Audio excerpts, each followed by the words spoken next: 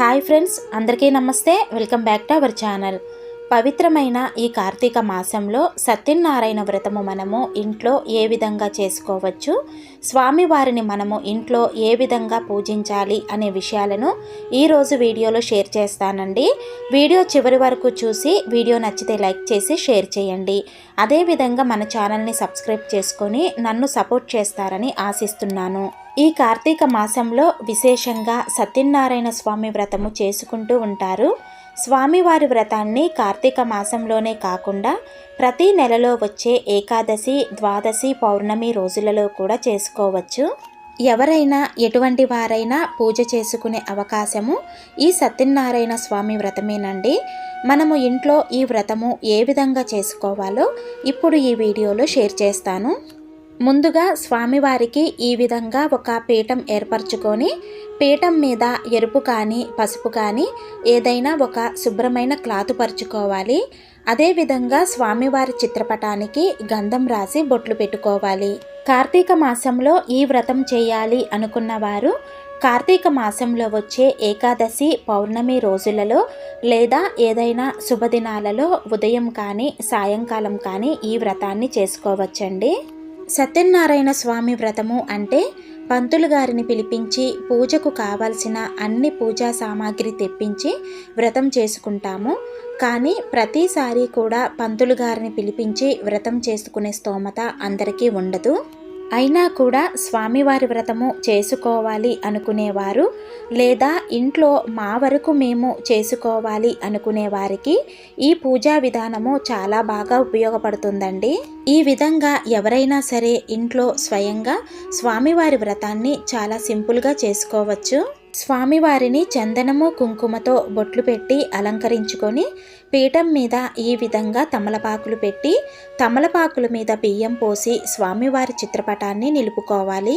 స్వామివారి చిత్రపటాన్ని పూలతో అందంగా అలంకరించుకోవాలి. సత్యనారాయణ స్వామి వ్రతము అంటే మండపాన్ని ఏర్పాటు చేస్తారండి. కానీ ఇక్కడ నేను మండపం ఏమీ పెట్టలేదు, పీఠం ఏర్పాటు చేసి స్వామివారిని పెట్టుకున్నాను. మనము మండపం ఏర్పాటు చేసుకున్నట్లయితే మండపారాధన చేయాలి, నవగ్రహాలను, సమస్త దేవతలను పూజించాలి. అవన్నీ చేయాలి అంటే ఖచ్చితంగా పంతులు గారిని పిలిపించి పూజ చేయించుకోవాలండి. ఆ విధంగా కాకుండా ఎవరైనా సరే ఈజీగా చేసుకునే విధంగా ఈ పూజా వీడియోని షేర్ చేస్తున్నాను. మామూలుగా వ్రతం అనగానే కలశం పెడతారు. సత్యనారాయణ స్వామి చిత్రపటం ముందు కలశం పెట్టుకొని వ్రతం చేస్తారు. కానీ ఇక్కడ నేను కలశము, మండపము లేకుండా ఇంట్లో మన వరకు మనమే ఎక్కువ ఖర్చు లేకుండా సింపుల్గా చేసుకునే విధానం చెబుతున్నానండి. ఎందుకంటే చాలామంది సత్యనారాయణ స్వామి వ్రతము అనగానే చాలా ఖర్చు అని భయపడి వ్రతం చేసుకోవాలి అని ఉన్నా కూడా చేసుకోలేని పరిస్థితి ఉంటుంది. అలాంటి వాళ్ళు ఈ విధంగా సులభంగా ఈ వ్రతం చేసుకోవచ్చు. స్వామివారిని పూలతో అలంకరించుకున్న తరువాత ముందుగా ఏకవత్తితో కానీ అగరవత్తితో కానీ దీపారాధన చేసుకొని గణపతి పూజ చేసుకోవాలి. పూజలో పసుపుతో చేసిన గణపతిని పెట్టుకోవచ్చు. లేదంటే మీ దగ్గర ఏదైనా చిన్న గణపతి విగ్రహం ఉంటే కూడా పూజలో పెట్టుకొని పూజ చేసుకోవచ్చు. మనము స్వామివారి వ్రతము చేస్తున్నాము అని సంకల్పించుకొని పూజలో ఎటువంటి ఆటంకాలు కలగకుండా పూజ నిర్విఘ్నంగా జరగాలి అని, మన సంకల్పం నెరవేరాలి అని గణపతికి షోడశోపచారాలతో పూజ చేసుకోవాలి. మీకు అందుబాటులో గరిక ఉంటే కనుక గణపతిని గరికతో పూజించండి. లేదంటే మీ దగ్గర ఏ పూలు ఉంటే ఆ పూలతో గణపతిని పూజించుకోవచ్చు. వినాయకునికి ధూప దీప నైవేద్యాలు సమర్పించాలి. గణపతి పూజ తరువాత స్వామివారిని షోడశోపచారాలతో పూజించాలి. ముందుగా ఆచమనం చేసుకొని వ్రతాన్ని ప్రారంభించాలి. సత్యనారాయణ స్వామివారి విగ్రహం కానీ లేదా రూపు కానీ ఉంటే పూజలో పెట్టుకొని పంచామృతాలతో అభిషేకం చేసుకోవచ్చండి. ఇక్కడ మనము ఎంత భక్తితో స్వామివారిని పూజించాము అనేదే ముఖ్యమండి. భక్తిగా పూజ చేసుకొని స్వామివారి కథ చదువుకున్నా కూడా పుణ్యమే. మీరు అభిషేకం చేసుకోవాలి అనుకుంటే పంచామృతాలతో అంటే ఆవు పాలు, ఆవు నెయ్యి, పెరుగు, తేనె, పంచదార ఇవన్నీ కలిపి ఒకేసారి అభిషేకం చేసుకోవచ్చండి. లేదంటే ఒక్కొక్కటి విడివిడిగా కూడా అభిషేకం చేసుకోవచ్చు. ఇక కలశం పెట్టుకొని వ్రతం చేసుకోవాలి అనుకునేవారు రాగి కానీ ఇత్తడి కానీ వెండి ఈ మూడింటిలో మీ దగ్గర ఏది ఉంటే ఆ చెంబు తీసుకొని దానిలో కొద్దిగా పసుపు కుంకుమ గంధము పూలు అక్షింతలు ఒక 1 రూపీ కాయిన్ అండి, అలాగే మీ దగ్గర ఉంటే కొద్దిగా జవ్వాది పౌడర్ కూడా వేసుకొని నీళ్లు పోసి మామిడాకులు కానీ లేదా తమలపాకులు కానీ చెంబులో పెట్టి పైన ఒక కొబ్బరికాయ పెట్టుకోవాలి. కొబ్బరికాయ మీద జాకెట్ ముక్క పెట్టి జాకెట్ ముక్కకు గంధము బొట్టు పూలు పెట్టాలి.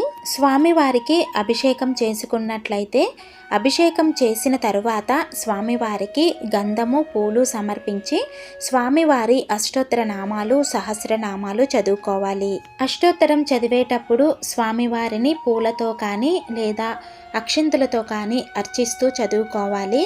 అలాగే తప్పకుండా స్వామివారి వ్రతకథ చదువుకోవాలండి.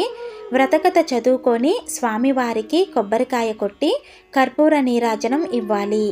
కథ చదువుకొని పూజ అంతా పూర్తి అయ్యాక అక్షంతలు వేసుకొని ముఖ్యంగా స్వామివారి ప్రసాదం తినాలండి. మనం చదువుకునే కథల్లోనే ఉంటుంది స్వామివారి ప్రసాదం తినకపోతే ఎంత నష్టం కలుగుతుంది అని. కాబట్టి పూజ పూర్తి అయ్యాక ఖచ్చితంగా స్వామివారి ప్రసాదం స్వీకరించాలి. స్వామివారి ప్రసాదము కొంతమంది గోధుమ రవ్వతో చేస్తారు, మరికొంతమంది అన్నవరంలో స్వామివారి ప్రసాదము ఏ విధంగా చేస్తారో ఆ విధంగా కూడా చేస్తారు. మీ అవకాశాన్ని బట్టి మీరు ఏదైనా చేసుకోవచ్చండి. స్వామివారికి అన్ని ఉపచారాలతో పూజ చేసుకున్న తరువాత మనము కథ చదవటం ప్రారంభించాలి. మొత్తము 5 కథలు ఉంటాయండి. కథ ప్రారంభించేటప్పుడు కొన్ని అక్షంతలు చేతిలో పట్టుకొని కథ చదువుకొని కథ పూర్తి అయ్యాక మన చేతిలో ఉన్న అక్షంతలు స్వామివారి పాదాల దగ్గర సమర్పించాలి. ఈ విధంగానే 5 కథలను చదువుకోవాలి. కథలు చదవటం పూర్తయ్యాక కొబ్బరికాయ కొట్టి స్వామివారికి కర్పూర నీరాజనం ఇవ్వాలి. ప్రతి కథకు ఒక కొబ్బరికాయ కొట్టాలండి. అన్ని కొబ్బరికాయలు కొట్టలేము, మాకు శక్తి లేదు అనుకున్నవారు కథలన్నీ చదువుకొని చివరిలో ఒక కొబ్బరికాయ కొట్టవచ్చు. స్వామివారికి నైవేద్యంగా పొంగలి కానీ పాయసాన్ని కానీ నివేదించవచ్చు. మీ శక్తి కొలది మీ అవకాశాన్ని బట్టి మీరు ఏదైనా వండి స్వామివారికి సమర్పించవచ్చు.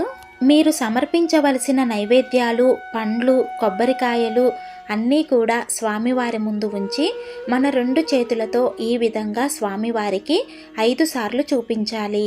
పూజ పూర్తి అయ్యాక స్వామివారి దగ్గర అక్షంతలు వేసి పూజలో ఏమైనా తెలిసి తెలియక తప్పులు చేసి ఉంటే క్షమించమని మీ మనసులో ఉన్న కోరిక చెప్పుకొని మళ్ళీ నీ వ్రతం చేసుకునే అవకాశాన్ని కల్పించమని స్వామివారికి నమస్కారం చేసుకోవాలి.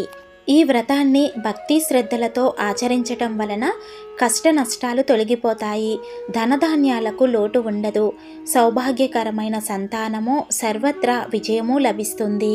దారిద్ర్యము తొలగిపోవాలి అంటే మాఘమాసము వైశాఖ మాసము కార్తీక మాసాలలో కానీ లేదంటే ఏదైనా శుభదినాలలో ఈ వ్రతాన్ని తప్పకుండా ఆచరించాలి. సో చూశారు కదండి, తక్కువ ఖర్చుతో కూడా మనము ఇంట్లో సత్యనారాయణ వ్రతము ఏ విధంగా చేసుకోవాలో. ఈ వీడియో మీకు తప్పకుండా యూజ్ అవుతుందని అనుకుంటున్నాను. వీడియో నచ్చితే లైక్ చేసి షేర్ చేయండి. ఇలాంటి మరిన్ని ఆధ్యాత్మిక వీడియోస్ కోసం మన ఛానల్ని సబ్స్క్రైబ్ చేసుకోండి. శ్రీమాత్రే నమః.